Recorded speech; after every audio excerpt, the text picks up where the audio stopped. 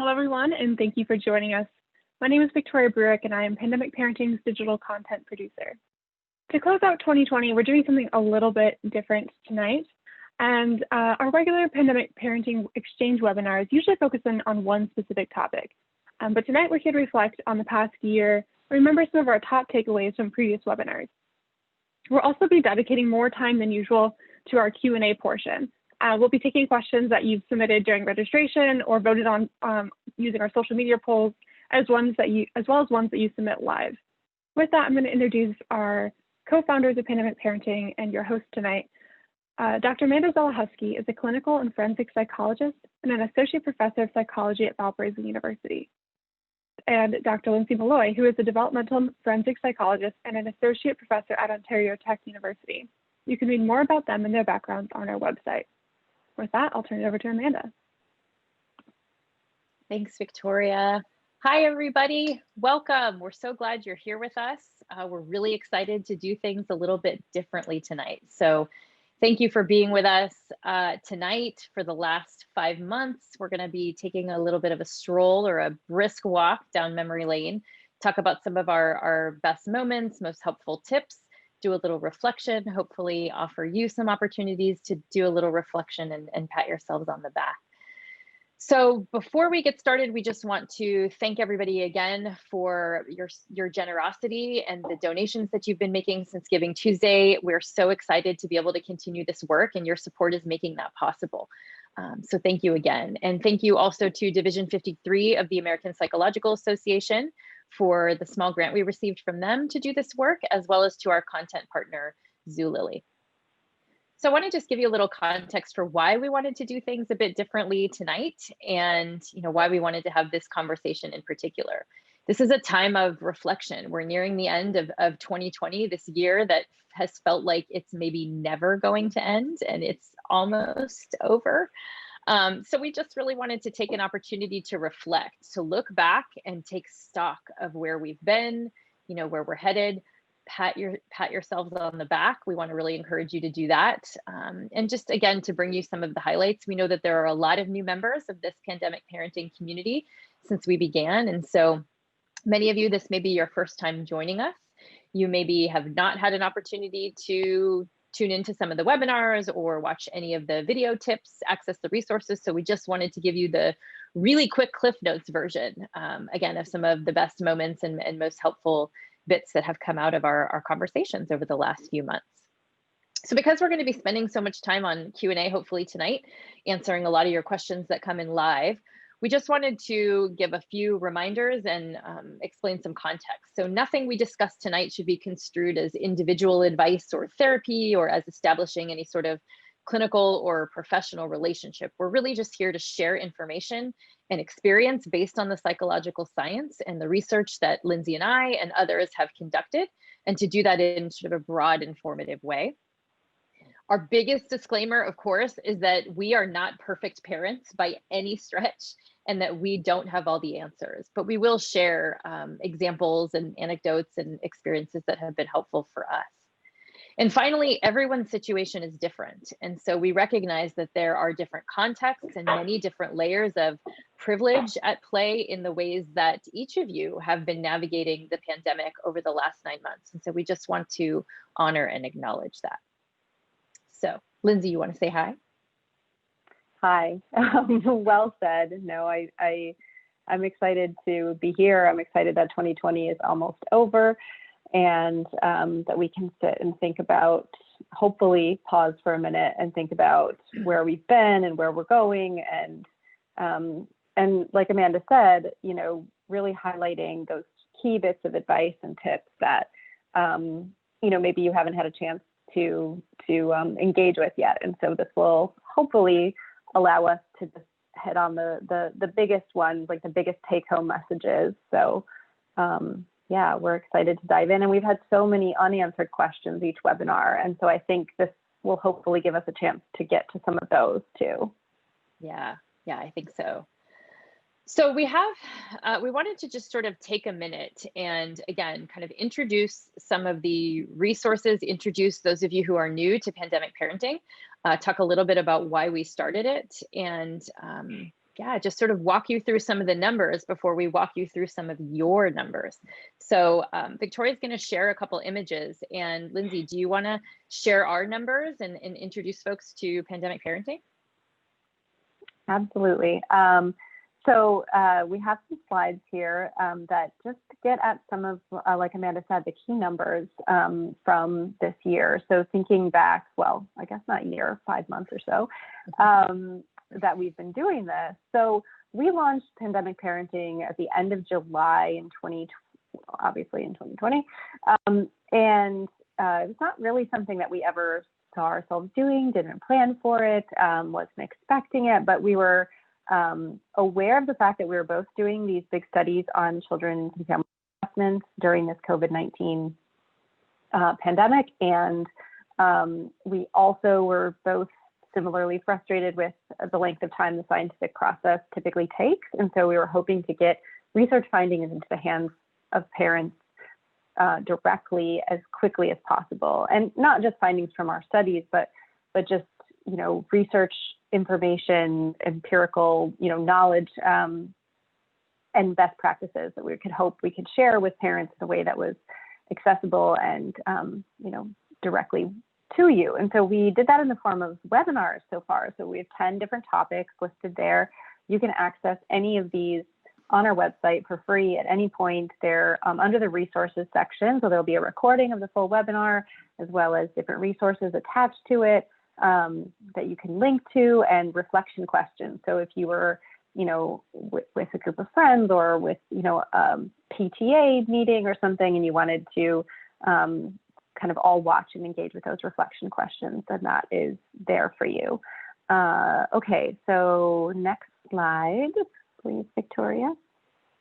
So we've had some amazing experts join us the last 10 webinars. We've had 15 amazing experts. You can see some of them there, but just world-renowned researchers, clinicians, folks who run their own organizations, authors, you know, really just fantastic group. And so we're really, really thankful to all of them for joining us and sharing their expertise. We've also had 9 fantastic moderators. So we typically have an early career scholar, sometimes a graduate student, sometimes, you know, just in the early stages of their career, moderate the sessions. And that's partly because one of our goals is to amplify emerging scholars. And so we've had some fantastic people work with us moderating these webinars. We have had thousands of parents feeling seen and supported. And so this is just some of the feedback that we've gotten from parents, which we've really appreciated. I'm not able to read it because, sorry, there we go. It was too small for me to read. So yeah, so thousands of parents feeling supported, so that they're enjoying the community, that it's, you know, helping them in various ways, giving them new perspectives, new ideas. I mean, I've learned a lot from all of the experts that we've had. I mean, we've had, like I said, 15 amazing experts. You know, some of the webinars, Amanda and I were sharing content, and we tend to do that from time to time still, but you know, we have our own narrow area of expertise. So it's been amazing to have people on from, you know, experts in screen time, on anti-racist parenting, and, you know, building resilience, and so many great topics. So, all right, next slide, Victoria, thank you. So this just gives you a sense of the different types of resources that we have. So we have the webinars, which we call Pandemic Parenting Exchanges, thanks to Amanda's brilliance and creativity, our PPEs. And we also have these snack break videos, because we've got, at this point, we've amassed so much content, and we know that a lot of parents cannot sit down and watch a full 1-hour webinar. That's just not something you have time for right now. And so we have had someone with more technological skills than us edit those videos down to, like, what are the most important takeaways that you know, might want to glean from those. And so we have those in our snack break videos. We have emails that go out periodically with hopefully helpful information and just alerting you to when we have something coming up. And then on social media, we have reached a number of people on Twitter, Facebook, Instagram, LinkedIn. Am I missing any? On our website, pandemic-parent.org is our main website where you can find all of that information. So so when we take a step back and look at everything, all these conversations we've been able to have, again, the thousands of parents we've heard from, which has just been so encouraging for us to keep going. As long as this stuff is helpful, we're committed to keep doing it. So it's funny you said the pandemic parenting exchanges. So just a few minutes ago, right before this webinar, my 5-year-old came down and said, "Daddy told me I can't interrupt you because you have a webinar." I was like, "Ooh, maybe we're going to start calling them webinars." I loved it. so those are our numbers. Cute. Lindsay and I continue to be just so humbled and grateful for this community and the support that parents are giving each other. So now we want to shift gears to you, do a little bit of self-care for you and just ask you to reflect. And so a lot of times I sort of think in Broadway songs. I don't know why, that's how my brain is wired. And so as we've been preparing for this conversation and, thinking about reflecting, I just kept coming back to the song from Rent. If any of you have seen the musical Rent or seen the movie or heard the soundtrack, you know that there is an amazing song in there called Seasons of Love. And 525,600 represents the minutes in a year. And so we ask you to join us, if you will, for just a few moments of self-care, which we know that you so desperately need if you're anything like us. And we invite you to sit back, close your eyes, and just reflect as we read and have taken the liberty of adapting some of the lyrics from the song Seasons of Love. So again, close your eyes, sit back, and just allow yourself to reflect on what the last year has been like for you. 525,600 minutes. 525,000 moments so dear. 525,600 minutes. How do you measure a year?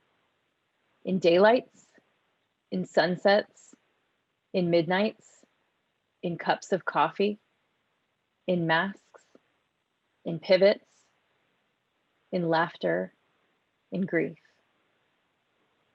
In 525,600 minutes, how do you measure a year in a life? How about love? Measure in love. 525,000 decisions to make. 525,000 Zoom calls to take. 525,600 minutes. How do you measure the life of a mom or a dad? In truths that she learned, or in times that he cried, in tears that she wiped, or the way that he died? It's time now to sing out and know we're not alone. Let's celebrate and reflect on the year we stayed home. So we just want to give you a moment to just sort of think about, what did that bring up for you? If you want to go ahead and pop maybe a one-word reaction into the chat or the comment section on Facebook, let us know, what is your one-word reaction as you thought about your year?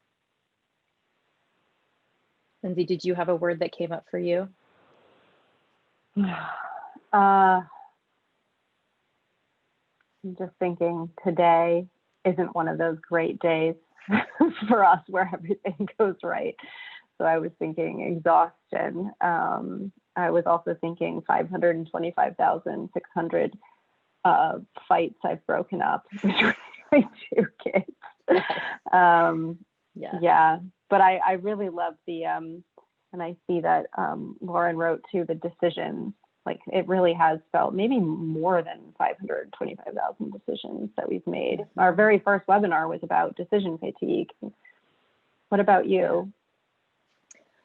I think for me, the one word when I look back is just thinking about stamina. Like I'm so thankful in some ways for my stamina, our ability to endure this. Like I think about times where this experience has, brought me to my knees, and I've been sobbing, and I've been exhausted and frustrated. And there have been moments, many moments like that for each member of my family. And yet somehow our stamina, we've been able to have stamina, and some days look prettier than others, like you said, but we keep enduring. And so it's related to this idea of resilience, which I'm sure we'll get into a bit, but just the human capacity for resilience and stamina in the face of this enduring crisis is just remarkable to me. And our kids are remarkable to me with also all that they have been weathering. Yeah. Absolutely. Yeah. So I'm seeing actually, also, go ahead. No, you go ahead. Oh, I was just going to say, it makes me think of, I remember, well, that lost a friend and colleague just a few weeks ago to cancer. And I remember when she was first diagnosed and just saying, I don't know how you're doing this, like how you're having a toddler and a newborn, and you're going through chemo and you're going through the stuff. And like, I just don't think I could do it. I just couldn't do it. And she said, you would, like, because you have to, because there's no other choice. Like you would do it just like I'm doing it. And it, it was that, like, yeah, we have to, yes, we have to get, every day, one day at a time kind of thing. That's right. We do, because we have to. I love that. Yeah. So we want to dive into a little bit of some of these top moments and some of your questions, because yes, we do because we have to, but are there some better or worse ways to do that? Are there some, helpful ways to kind of get through that? And, I just want to sort of acknowledge some of the awesome comments we're seeing on Facebook also. The one word responses: building, strength, whirlwind, roller coaster. There's just so much resilience I am hearing come through those words. So thank you for submitting those. So what we thought we would do is sort of alternate between some best moments and some questions.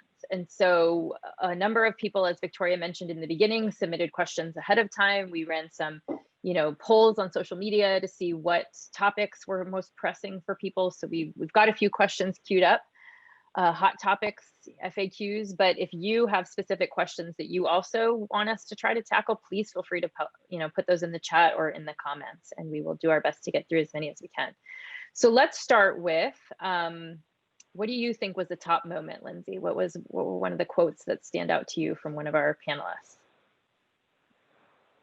I think for me was when in our Mom Guild webinar, when Dr. Sharon Lamb said, and I can't remember what we asked her when she said it, but she said, you matter too.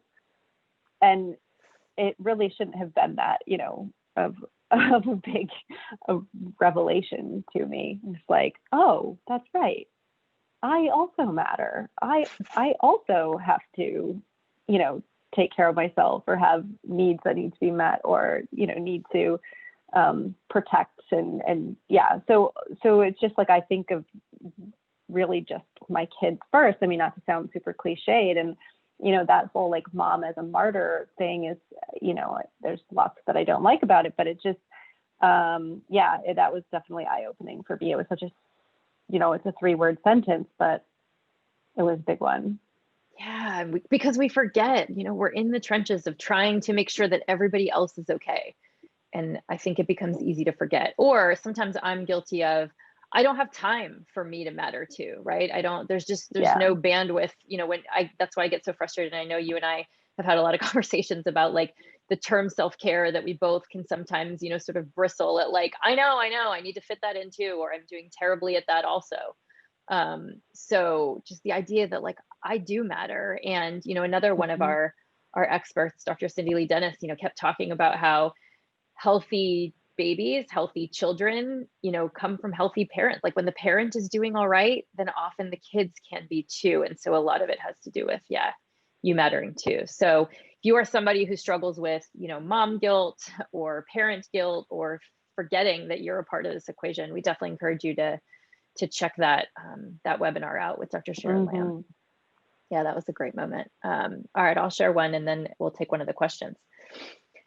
So I think for me, probably one of the ones that has stayed with me the most is when we talked with Dr. Bruce Perry about building resilience. And you and I have both kind of compared this to a marathon and, just being tired at how long this is taking. And he kind of stopped both of us and said, no, this is not a marathon or a sprint or any of that. This is a through hike. And neither of us were familiar with that term. And so we learned that there are people who hike thousands and thousands of miles, say from Mexico to Canada, and it's called a through hike. And so I think that was sort of a new way for us to think about that it's not necessarily even going to be over when the vaccine is here for everybody. Everybody has access to it, because there's going to be a lot of, fallout, mental health fallout, emotional fallout from this pandemic on families and on kids. And so just this idea that we're on a through hike, that helped me when I sort of keep thinking about, when it's over. It's like, I just need to readjust, recalibrate the way I'm thinking about things like my stamina in this. So, and yeah, go ahead. Oh, sorry. I thought you were. You're good. You're good. Go ahead. Just a lack of linearity to it as well. Linearity is the word, I think, but it's not a perfectly linear process. And he talked about that and how some days we're going to be, it's going to be snowing, and other days we're going to break our ankle and we're going to keep going. But other days where there's going to be beautiful sunshine and it's going to be amazing. So, all of the normal things about being a parent that make it hard have not gone away during this. So we have all of those things, and then we have the pandemic layered on top of it. So I just think, I really liked the way he put that. It was an amazing metaphor. And then Amanda's blog that she wrote about it, where she did quite a lot of research on through hiking, was fantastic. So there's a lot of really good metaphors there. Yeah. Which I think is actually a great segue into one of the questions that we got from a lot of people. It's one that has been coming up, I just think, especially recently. So the question that a lot of people have asked us are, how do I deal with my pandemic parenting fatigue? Again, we've been at this for 9 months at this point, with not necessarily a complete end in sight in the relatively near future. And we are tired, right? We're tired on a lot of levels. We're especially tired when it comes to the relentless parenting, as you so adequately captured, I think. So yeah, how do we deal with our pandemic parenting fatigue? What do you think?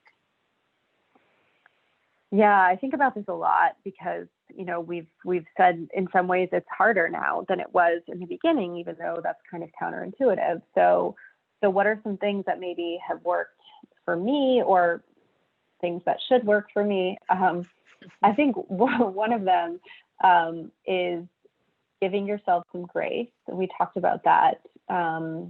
Just, thinking about, sometimes I stop and think about my self-talk, that's the voice in my head that's, talking to me. And I just think like, wow, you would never talk to a friend like that. You would never say those things to a friend. Like, why are these the things that are going through your head? Why is this the self-talk you're engaging in? And so I think stopping yourself and at least noticing that and trying to change it is really important. So that's one thing that I would say. Do you have others? Yeah, and I your think thoughts too. Some of it is back to that idea of what self-care looks like. So some of it, I agree, it is what some of that internal dialogue is. But I also think it's just other kinds of taking care of yourself and making sure that you matter too. And so, I remember the way that you talked about this in one of the blogs that you wrote around, self-care is not necessarily like bubble baths and glasses of wine for everybody or all the time. It looks different. And so a lot of what we're having to do in this particular context is things like say no, or adjust our expectations, or advocate for what you need.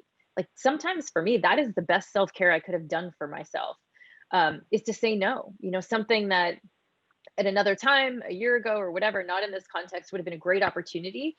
I just have to say no. Or somebody who's, asking me and I feel really bad saying no. It's just, time is one of the most precious commodities I have at this point. And so I just have to keep prioritizing. So thinking about, what does self-care look like for you? And is it advocating for maybe some of the systemic injustices in your workplace, that you're not getting what you need, or the expectations aren't reasonable given the context? So advocating for yourself might have been the best thing you could have done.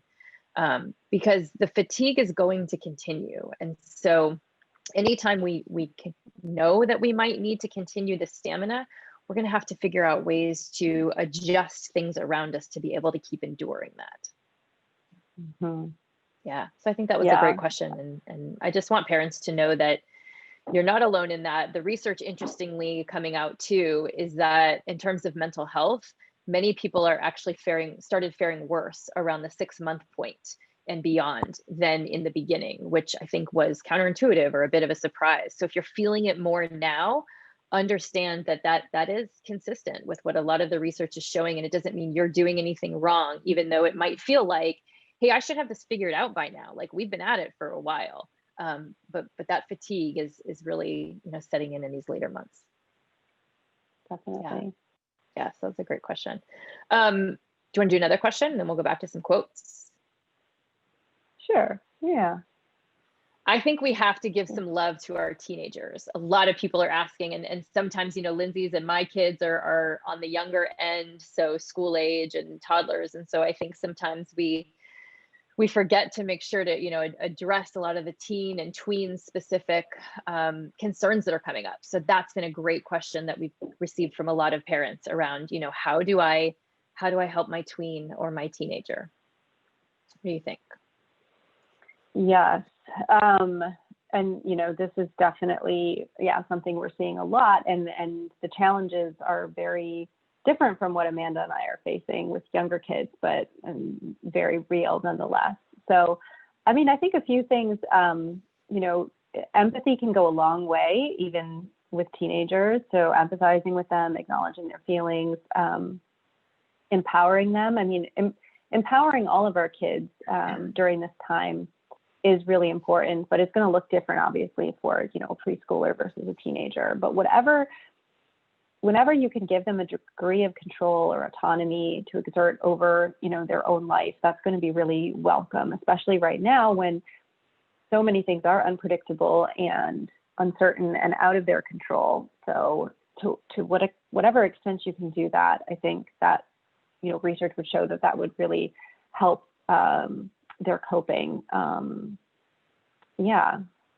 What do you think, Amanda? They don't have to be big things. It can be simple choices of like what order they're doing their virtual schooling in, or, things like that.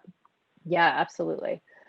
I think it's really important with older kids to honor their grief and disappointment about things that they've lost. They have lost a lot. They have lost sports seasons. They've lost big events at school. They've lost graduations. They've lost connection with their peers. And if you just think back to adolescence, you probably don't want to, many of you, but it was all about your social connections, right? It was all about being with your friends. And so when that is lost in many of the traditional ways that they're used to, there's just a lot of grief and disappointment and frustration there that, of course, is in many ways going to be misdirected at you because you're in the line of fire. You're the closest in proximity. They're frustrated. They're angry. They can't necessarily put words to that this might be grief or loss or disappointment that they're feeling. And so they may be taking it out on you a lot. And so trying to just, figure out what is really underneath what they're lashing out about or what they're saying. I often think about with this particular, way of communicating with teenagers. I don't know if you're familiar with the board game Mad Gab. There's a lot of variations, but it's where, phrases are sort of written in a different way. You look at it and read it out loud, and people have to figure out, what it is you're saying. It doesn't make sense when you first read it. So you're actually sort of listening through the words. And that's sometimes what I think about in terms of how to communicate well with teenagers is, this is what they're saying. How do I listen through it to get to what is really going on here? And some of that is our own kind of emotion regulation, is like taking a step back because we're both really emotionally charged, or you just came and lashed out at me. And I need to take a step back and think about, okay, if I listen through what she said, what do I think is really underneath that? Because as one of my dear mentors and one of our former guests, Margaret Blaustein, used to remind me all the time, behavior almost always makes sense given an understanding of the context in which it's developing. So if we understand where that's coming from, it's easier to understand their behavior. So just trying to sort of listen through what they're saying, take some space from it so that you can then come back and have that conversation and say, you know, like, I was wondering if maybe what really is going on is you're feeling pretty sad about this, or disappointed that you didn't get to see your friend in person to do that thing you were really looking forward to. So I'd say that, listen through the words, and then don't be afraid to ask for do-overs. Like, we mess up a lot as parents, you know, and that's okay. In many ways, that's modeling for kids how you repair when you have conflict, that you're not perfect and neither are they, and that's all right. So don't be afraid to ask for do-overs, you know, to come back the next morning and say, you know what, buddy, I'm so, like, I was really stressed last night with something from work. I didn't mean to, you know, respond in this way. It seemed like you really wanted to talk about this, or, you know, can we try again? Can I have a do-over, please? I mean, sometimes with my kids, I'll make it as silly as, like, I literally will make us rewind. Like, we're in the heat of the moment and, you know, arguing, or I'm yelling or whatever. And I'll say, all right, you know, we're doing, like, when you have to rewind like a videotape, which they don't even know what that means, you know, but it's sort of blurry and right, and jarbled. And so we, like, walk backwards and we rewind up the stairs and we try to do the scene again. And now everybody's sort of being silly about it, and it helps take a little bit of the tension out of the room. So don't be afraid to ask for do-overs with your teenagers. You're modeling great conflict resolution for them. Definitely. And apologizing is, you know, you can normalize apologizing to our kids. So, and I'm glad you brought up the peer orientation, because we know peer orientation becomes so critical in adolescence, that peers sort of replace parents as being, you know, the most important influence in children's lives when they hit those years. And so just trying to remember that, like Amanda said, putting yourself back to being an adolescent when there were things that felt enormously important, that now as an adult, you know, you don't want to belittle those things when, you know, they're talking about how they're grieving the loss of something like prom or whatever it might be, graduation, things that are, you know, really feel monumental at those ages. So whatever you can do to allow them to have social connections, obviously, you know, that's going to greatly depend on where you are and what COVID is like in the region that you're living in. But whatever you can do to make them have safe social connections, you know, online, you know, maybe loosening up rules around screen time or phones or what have you, so that they can have those connections with their peers, because that's critical for all kids, but, you know, really critical for teenagers. Yeah, absolutely. So I think if we jump next to another sort of top moment, which actually relates to some of the questions we got, at least the one I was thinking about. So we had a number of great experts with us when we were talking about pandemic pregnancy or becoming a new parent during the pandemic. And one of those, Dr. Tiffany Green, said, which has stayed with me ever since, and she was talking specifically to new parents, but I think this applies to all of us. She said, there are a lot of ways to do this right. You're probably doing just fine. Trust yourself. And I just thought it was a really great reminder that, you know, you are what your child needs. And so to just trust yourself, because there are so many ways to do this right. So that was a favorite moment for me. What was another one for you? That's a great one. Yeah. I actually had another one from her, from Dr. Tiffany Green in Wisconsin, where she said, you're raising a human being with their own wants, their own wishes, and their own dreams. And again, like, since we're talking about teenagers, I think that's especially important when we're thinking about them. But even for, you know, the toddler age, I mean, they are their own person. And I think, you know, in thinking about the Lord, don't I know, webinar, they sure are their own person.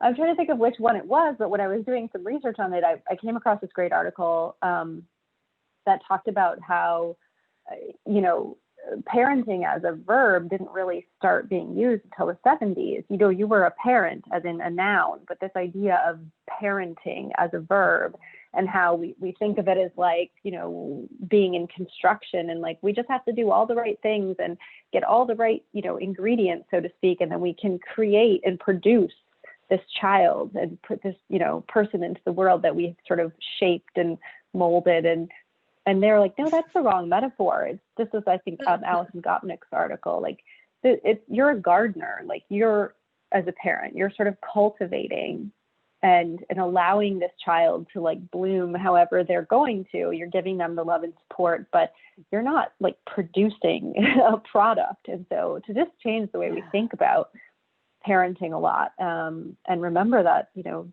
these are all human beings, regardless of their age, and they have their own minds, especially my 3-year-old. Yes, they do. Yeah, they do have their own minds and their own needs, and they are going to be their own little people. And, you know, one of the things that kind of came up related to that, you know, Dr. Perry was reminding us that stress is not the issue necessarily for kids, right? We're so worried, like you were saying, you know, sort of cultivating and shaping. And so much of the time we try to also control the world around them and make sure that they're not exposed to stress. You know, let's put them in this bubble and make sure that they are safe and happy and nothing bad ever happens. Like that's what often you want to do as a parent.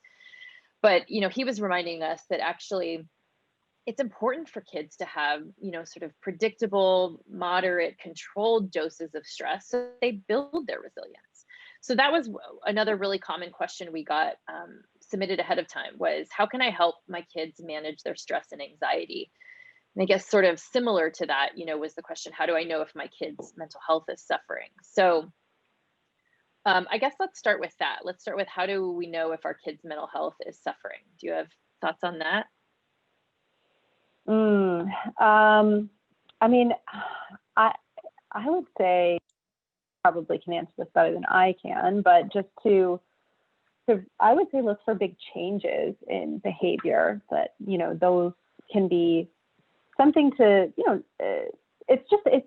sorry, let me back up, because it's so hard when kids are young, especially, and they're changing so rapidly, and, you know, development, they're kind of moving targets in a sense. And so they're hard to study like we do in our research, but they're also hard to understand as a parent, because you're wondering, is this change that I'm seeing a result of the pandemic or of stress, or is this just like a typical developmental shift in sleeping pattern or behavior or what have you? So, but I would still say look for like the big changes in behavior patterns, you know, things like outbursts or irritability, frequent, you know, somatic type symptoms like frequent stomach aches, headaches. Like a lot of times kids will report that sort of thing as opposed to, you know, stress or mental health issues per se.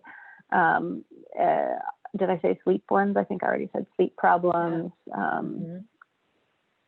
Great sadness, you know, just things that are alarming.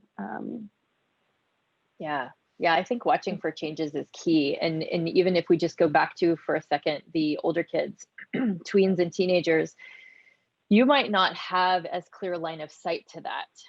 So it can be helpful in some of those situations to, you know, ask others that are important in your child's life if they've noticed changes. You know, if you know, you run into one of their friends or, you know, a relative that, you know, they talk to a lot, to just sort of check in and like, you know, are you guys connecting as much as you usually do? Is he, you know, responding to your text? Like just not helicoptering and hovering, but just you know, checking in with others. Just, you know, I'm kind of worried.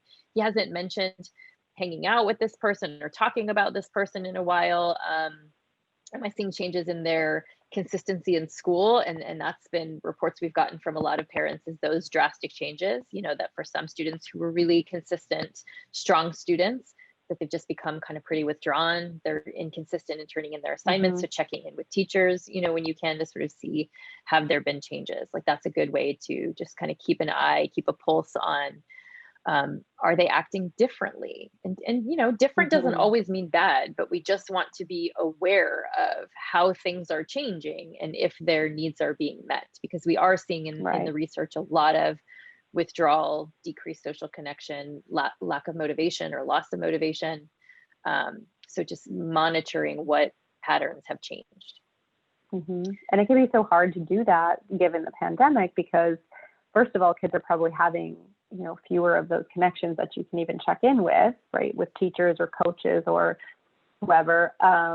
And it, you know, and then some of the behaviors like, well, are they having, you know, fewer social connections? Well, yes, they are, but that's because of, you know, partly because of the pandemic. And so it can be really challenging. I like what Lauren said here in the chat. So for kids old enough to be self-aware, like, do you think you'll feel the same way next week? I think especially when it comes to like persistent sadness or, feeling question. gloomy, like that's a great question to ask. Mm-hmm. Yeah, Thank that is a great question. Let's dive into a little bit of some of those strategies for, well, maybe now I'm worried about my child. I have noticed some changes. How can I help my kids manage their stress and anxiety? And so I think let's break this down a little bit by age. And some of these tips we talked a bit about around things like predictability and control, but remembering that, stress and even some anxiety on some level is sometimes a normal part of kind of moving through developmental stages. We're in a situation where there's lots of change and uncertainty. So again, the stress by itself in these more sort of manageable doses isn't the problem. And what I mean by that is something like, your child has a performance at school, and so they're really nervous and have some stage fright. Like that's a normal, a bit of a stressful experience. It's going to cause some anxiety or nervousness, but then they overcome it. And that's a great opportunity for them to sort of build resilience for the next time that, oh, I remember last time it went well, and here's what I did to calm myself down. And so that's kind of what we mean about these more kind of moderate, predictable types of stress that Dr. Perry talked with us about. But when we're talking about something like our situation in the pandemic and this like prolonged uncertainty, or things just keep changing, my kids keep kind of getting bounced in and out of quarantine. And so we're navigating, like you said, Lindsay, it's not necessarily linear what this process looks like. So let's start with the littles. What do you think about some stress management or anxiety management techniques, for little kids? Well, I love, and this is going to be stuck in your head forever now if you watch it, but there's a great YouTube video with Elmo, the song Belly Breathe, and it's Elmo and Common, and I can't remember the name of the woman. Go ahead, sing it. Anyway. You want to sing it. Go ahead. No, I'm just kidding. Nobody wants me to sing it. My oldest used to cry every time I sang when he was a baby. Okay. And they were not tears of joy. But yeah, so Elmo, Belly Breathe. It's a great song for, the sort of toddler and preschool age, maybe early childhood. But it just sort of teaches them how to do that, like, deep breathing to calm themselves down. But it's really catchy and cute. And so I love that one. I just wanted to share another breathing one really quick that I just learned. A dear friend and colleague, Dr. Jennifer Sirico, who is out at Kennedy Krieger in Maryland, just taught me this one, which she called pizza breathing. Again, for younger kids, it's really helpful in the moment when you're trying to get them to calm down, or if they're having a hard time falling asleep. And so she described it, and I hope I do it justice, as, you're holding the pizza. And so you need to sniff it in, smell how great it smells. So, and then it's really hot, so you can't take a bite yet. So you have to blow on it to cool it down. And you have them do that pizza breathing, sort of in and out like 10 times. And it gives them this sort of visual thing they're really familiar with. And I loved that.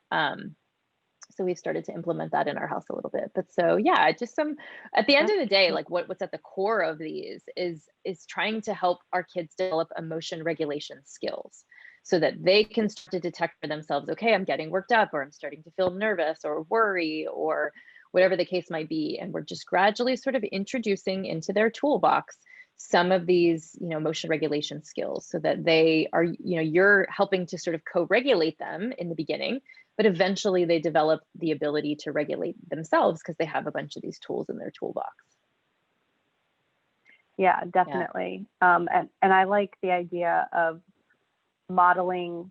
I mean, we've talked about how when we mess it up and normalize apologizing and everything, and I think that's really important, but also trying when you can to model effective coping strategies and to, label emotions yourself, like I'm feeling, really sad right now, or I really messed something up at work and I'm, frustrated. So, there's ways that you can label and model these emotions in a healthy way so that they can see you going through them and see what you do to calm yourself down. I've definitely, my son was going through like a real perfectionist thing recently. I don't know where he gets that from, but anyway, he was, really like getting very worked up if he would be coloring and he would get, a little bit out of the lines, or he, was writing, he's learning how to write. And so like he's 5. So, if he messed up, he had to get a whole new piece of paper, and this would happen like 6 or 7 times. And it was extremely stressful. He was very upset. But then people said, you should just try like making mistakes yourself, and just really kind of very obviously pointing that out, like, oh no, look what I've done. I've, messed this up, and oh, well, I'll just do it again, those sorts of things. So I think that can be really helpful. Yeah, absolutely. And just understanding that sometimes too, like those situations, like a complete meltdown over not being able to color the drawing the way you wanted to, or, get this task done a certain way, might have nothing to do with that task, right? Or the coloring. It's just this pent up frustration that kids don't necessarily have the language or the words to attach to it, to say like, well, I'm so frustrated about all these other things, or I really miss my friends. And, maybe there was some memory triggered for them that I used to color this particular kind of drawing or do this project with my friends at school, or whatever the case might be. So again, it's back to that idea of just sort of trying to understand the context, or recognizing like this might, and in many cases, very likely has nothing to do with the actual task. It's just the behavioral representation of bigger feelings that they don't have words to say. So, and as adults, like we have, I was just going to say, as adults, we don't always engage in the most healthy ones all the time, but we have lots and lots of coping strategies like in our repertoire that we can, pull on, and we can, use depending on the situation. But they're, especially the younger ones, are just learning these coping strategies and what works for them, and developing coping skills. And so they're going through this incredibly stressful, prolonged experience with us, but they just don't have as many of those skills and strategies to help them along the way. So that's something just to kind of keep in mind.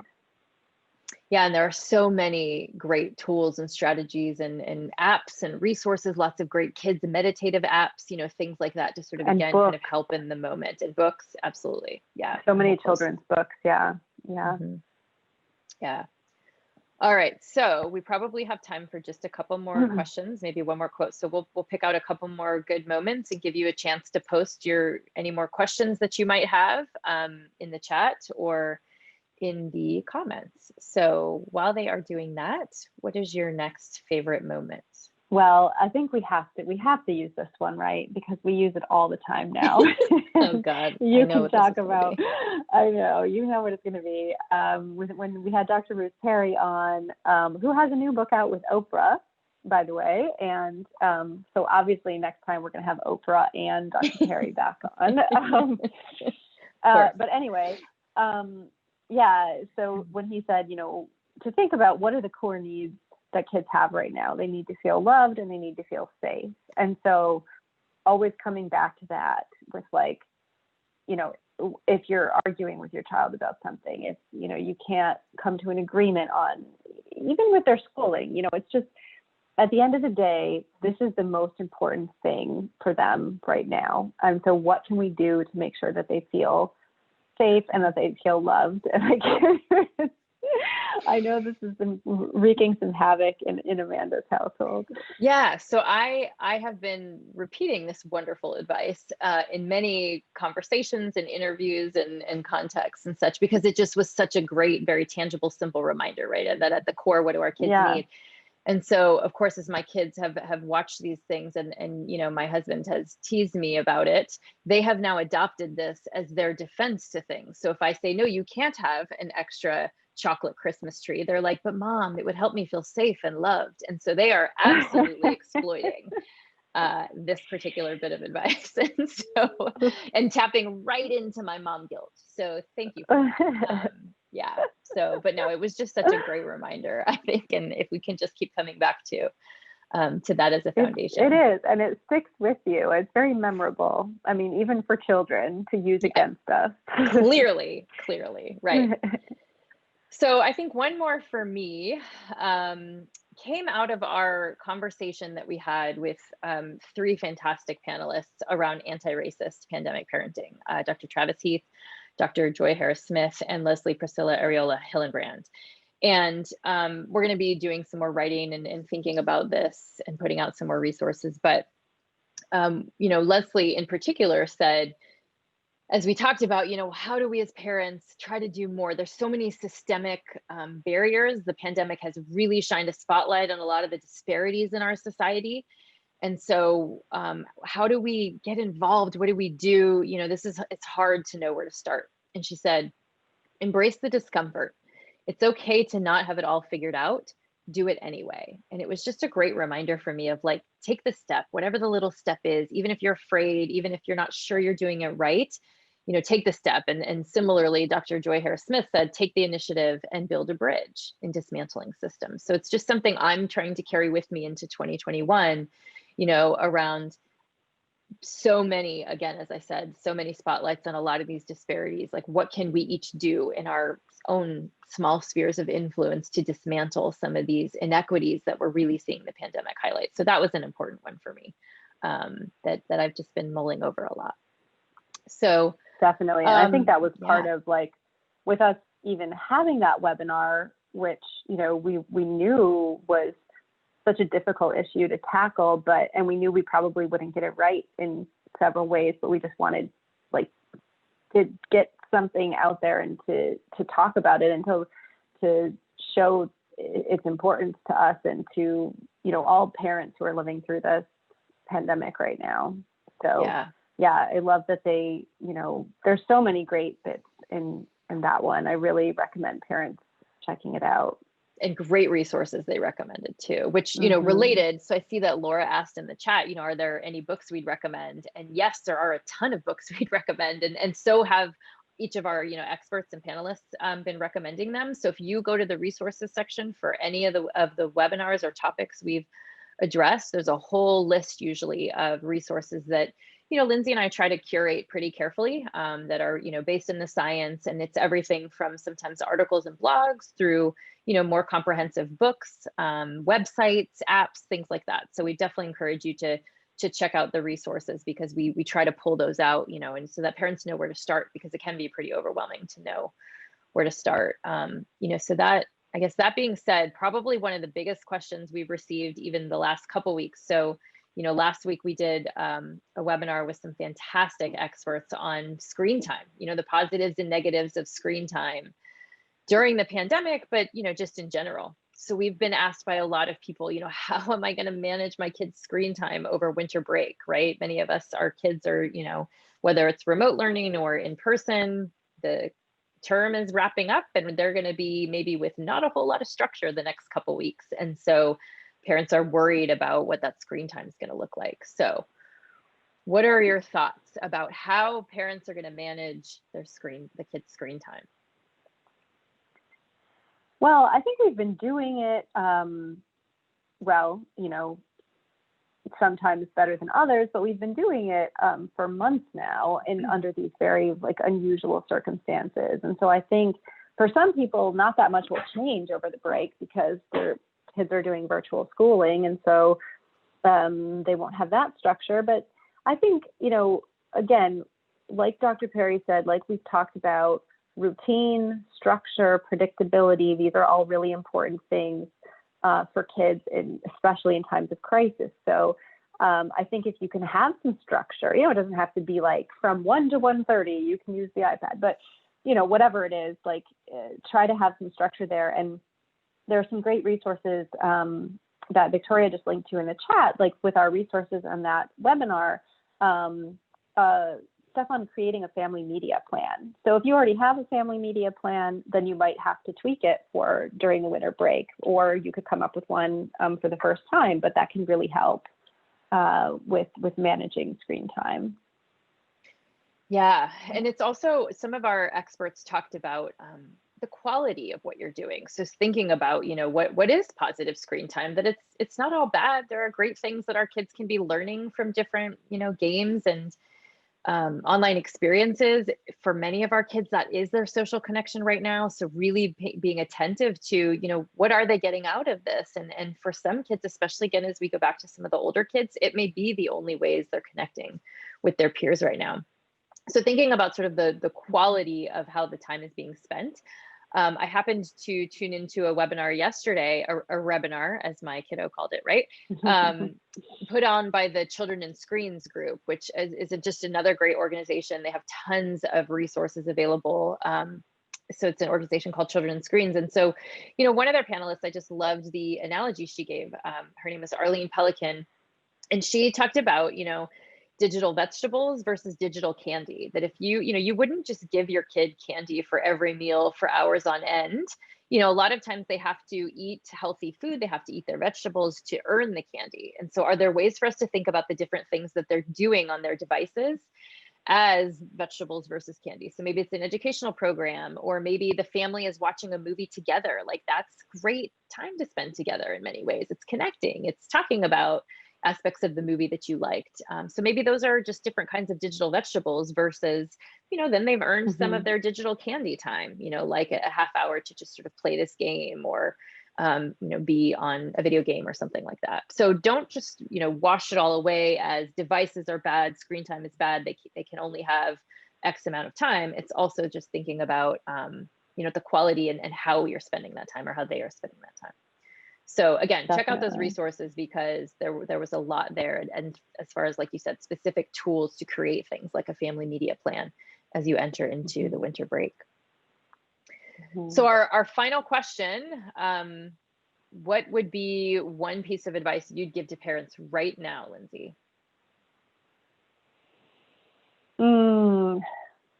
I would say try to hold on to some hope.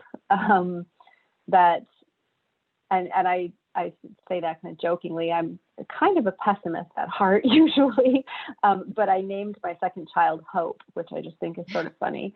But anyway, so try to hold on to some hope. I can literally hold on to hope every day, which helps for me. But you know, this isn't going to last forever. This is temporary. I know it feels like it's going to last forever, like it already has. But you've made it this far. You know, there's very promising news coming out about the vaccines. Like, I know that the fallout from this will last a while, but there's sort of starting to see a light at the end of the tunnel, in a sense. And so, yeah, I would say to hold on to that hope. Yeah. So I'm going to share what I would say my final advice is, and then we're going to share our pandemic parenting team mantras. So there's just sort of been a few mantras that have come out of all these months of conversations that I know I've been holding dear, and I know the rest of our team have been as well, to kind of get through. So I would say my parting advice, which again, my brain goes right to Broadway tunes, so I cannot help but to, you know, quote Hamilton. So there's another song in Hamilton where Eliza is trying to say to Hamilton, you know, look at where you are, look at where you've been. And it's just such a striking moment to sort of realize that that is enough. And so that's what I want to say to all the parents. You know, look at where you are, look at where you've been. You're doing it. We're doing it. We'll keep doing it because we're parents, and that's what we do, you know, just like Lindsay said in the beginning.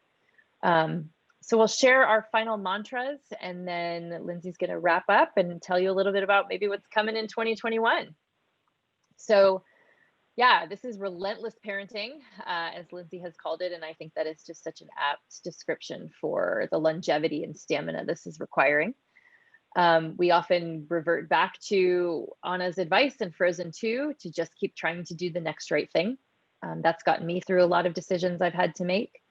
And even with the decisions that we make, that, you know, they work until they don't. And so not feeling like the decisions that you're making are so permanent, or that you have to make this really long-term decision. It's just, hey, this is what we're going to do right now, and it works until it doesn't. And then when it doesn't anymore, we'll reevaluate. And then finally, as we talked about in the beginning, that self-care can be saying no, or can be advocating for yourself in different ways. So these are our mantras. We just wanted to sort of share them with you because they've been so helpful, I think, for us in sustaining our stamina. So Lindsay, why don't you help us wrap up? Thank you. Yeah, so thank you for joining us. Thank you for contributing to this community in all sorts of different ways. One of the best ways you can help us is to share the website and share the free resources with others, whether they be other parents, coworkers, organizations. You can support us by making a contribution, which Victoria will pop in the chat. Or if you know of an organization that would be interested in partnering with us or sponsoring a webinar, please let us know, because Amanda and I, like we said before, we donate all of our time to pandemic parenting, but we have an excellent team who supports us and allows us to do this work by doing so many behind the scenes things. So, so that is why we are putting the support link up there. And follow us on social media, because we are always posting about future webinars. We've got some things in the works for 2021, some topics we'll be tackling. And so you'll be the first to know if you are following us on social media or join our email list. So thank you very much. We're almost at the end of this year. And, you know, we want to pat you all on the back as well and say, good job. Keep it up. Yeah. Yep, we're nearly there. Exactly. We send you all our best wishes for healthy and joyful holidays. And we will see you in 2021. Thank you. Bye.